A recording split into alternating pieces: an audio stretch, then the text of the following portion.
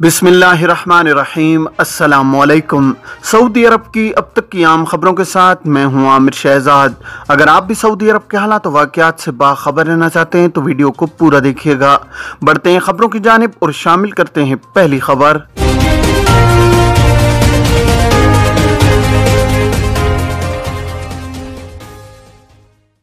कफील खुरूज निहाय न लगाए जबकि इकामा एक्सपायर हो चुका हो तो क्या करें।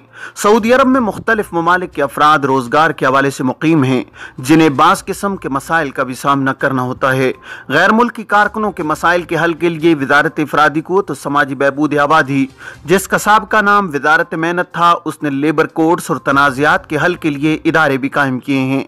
आजिर और अजीर के तनाज़े के बारे में एक शख्स ने जवाज़ात के ट्विटर पर सवाल किया कि कफील खुरूज निहाय नहीं लगा रहा जबकि इकामा भी एक्सपायर हो चुका है, पेशा घरेलू ड्राइवर का है, क्या करूं।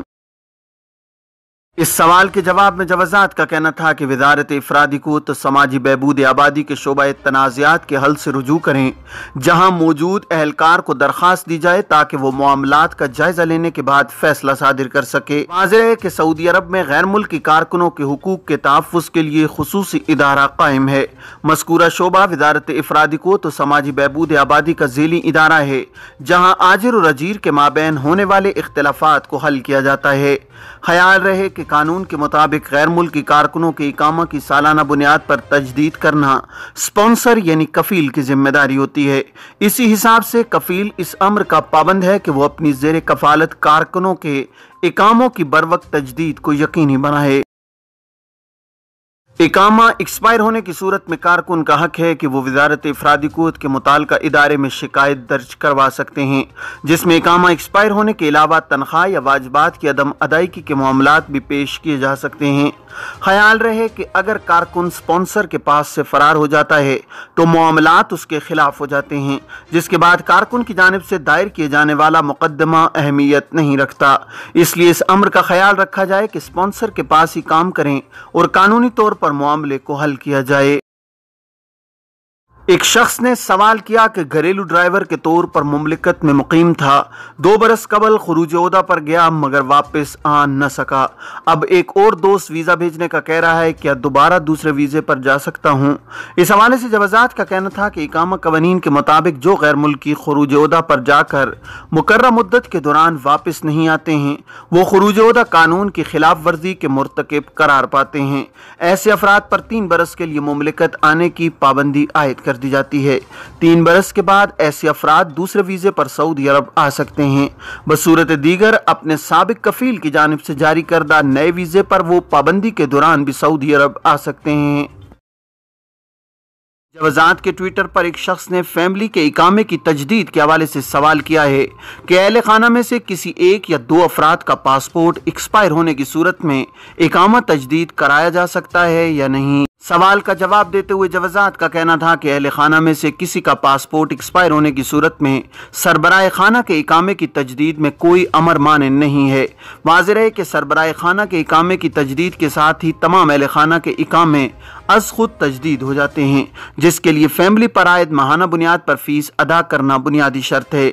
जवाज़ात के कानून के मुताबिक गैर मुल्की कारकुनों के इकामा कार्ड पर अब एक्सपायरी तारीख दर्ज नहीं की जाती है, जबकि कबल अज़ीं इकामा कार्ड 1 बरस के लिए बनाया जाता था, जिसे तजदीद के वक्त दूसरा प्रिंट कराना ज़रूरी होता था। मगर अब ये सिस्टम ख़त्म कर दिया गया है और इकामा कार्ड पर एक्सपायरी तारीख दर्ज नहीं की जाती है। इकामा तजदीद के लिए मुकर्रर फीस अदा करने के बाद सिस्टम में सालाना बुनियाद पर तजदीद कर दी जाती है। इकामा तजदीद होते ही इकामा होल्डर के मोबाइल पर पैगाम इरसाल कर दिया जाता है, जबकि जवाज़ात के अबशर पोर्टल पर भी कारकुन के इकामे की तारीख दर्ज कर दी जाती है। कारकुन चूंकि अपने अहले खाना का कफील होता है, इसलिए तजदीद के वक्त सिर्फ सरबराह खाना के इकामे की तजदीद के लिए कारामद पासपोर्ट का होना लाजमी है। जबकि माजी में जब डिजिटल इकामा सिस्टम राइज नहीं हुआ था उस वक्त कारकुन के तमाम अहले खाना के कारामद पासपोर्ट दरकार होते थे, जिसके बाद ही उनके इकामे भी तजदीद किए जाते थे। ख्याल रहे कि पासपोर्ट बैनुल अक़वामी शनाख्ती दस्तावेज होती है जिसका हमेशा कारामद होना ज़रूरी है। इस अम्र का ख्याल रखा जाए कि पासपोर्ट एक्सपायर होने से قبل ہی اس کی تجدید کرانے کے بعد جوازات کے سسٹم میں نئے پاسپورٹ کی معلومات فیڈ کر دی جائیں تاکہ کسی قسم کی پریشانی کا سامنا نہ کرنا پڑے۔ اہل خانہ کا ایکسپائر پاسپورٹ ہونے کی صورت میں ہنگامی حالت میں سفر کرنے کے لیے دشواری کا سامنا کرنا پڑ سکتا ہے، کیونکہ پاسپورٹ ایکسپائر ہونے پر نہ تو خروج عہدہ لگایا جا سکتا ہے اور نہ ہی فائنل ایگزٹ ویزا حاصل کرنا ممکن ہوتا ہے۔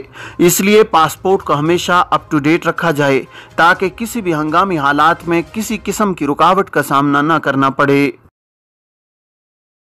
سعودی شہریوں پر انڈیا سمیت 4 ممالک جانے کی پابندی ختم۔ سعودی وزارت داخلہ نے شہریوں پر انڈیا سمیت ترکی، ایتھوپیا اور ویتنام جانے کی پابندی ختم کرنے کا اعلان کیا ہے۔ سعودی پریس ایجنسی کے مطابق وزارت نے کہا ہے کہ کورونا وبا کی عالمی صورتحال دیکھتے ہوئے فیصلہ کیا گیا ہے۔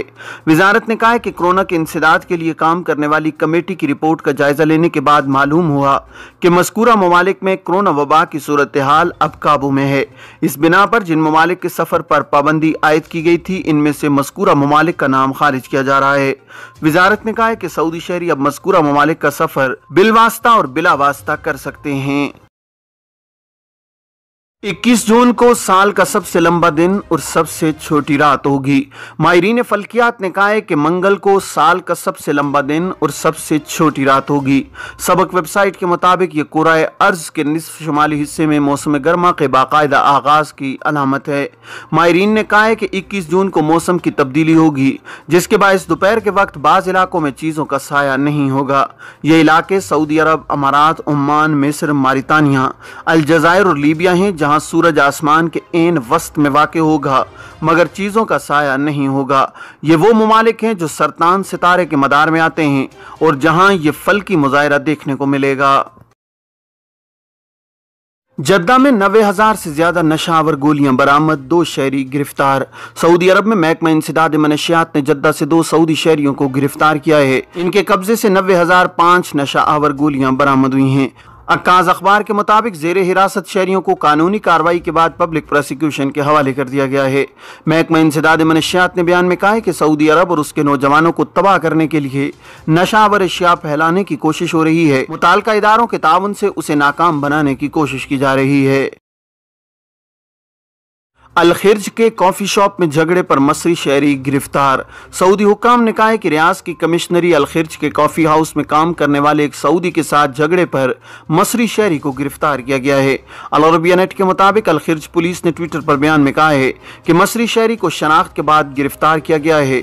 ویڈیو میں مصری شہری کو مقامی شہری کے ساتھ جھگڑا کرتے دیکھا جا سکتا ہے۔ مصری شہری کو قانونی کارروائی کے بعد پبلک پروسیکیوشن کے حوالے کر دیا گیا ہے۔ یاد رہے کہ الخرج میں کافی شاپ کی سعودی ملازم خاتون کے ساتھ بدزبانی اور دوسرے سعودی کارکن کے ساتھ جھگڑے کا واقعہ پیش آیا تھا۔ الاخباریہ چینل نے رپورٹ میں بتایا تھا کہ ایک غیر ملکی نے کافی شاپ میں اپنا آرڈر جلد پورا کرنے کے لیے زور دیا۔ ملازم خاتون نے اس سے انتظار کے لیے کہا تو غیر ملکی ناراض ہو گیا۔ متاثرہ ملازم محمد الدسیری نے بتایا کہ غیر ملکی کارکن نے کارکن خاتون کے ساتھ بھی بدتمیزی کی۔